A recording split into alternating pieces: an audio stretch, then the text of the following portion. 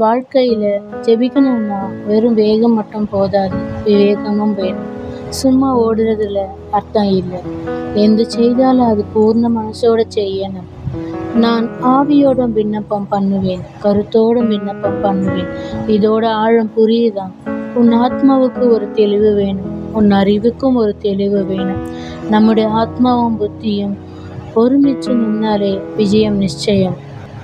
வெறும் உணர்ச்சி வசப்பட்டு மட்டும் முடிவு எடுக்காது.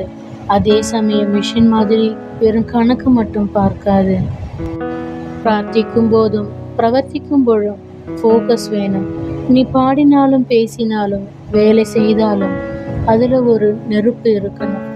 அதே சமயம் ஒரு நேர்த்தியும் இருக்கணும்.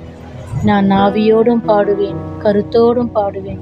இது வெறும் பாட்டுக்கு மட்டும் இல்லை, உன் வாழ்க்கைக்கு இதுதான் சூத்திரம். உன் கனவு மேல உனக்கு வெறி இருக்கணும். எழுந்து நில். உன் ஆவியும் அறிவையும் ஒன்னா சேர்த்து பாடு.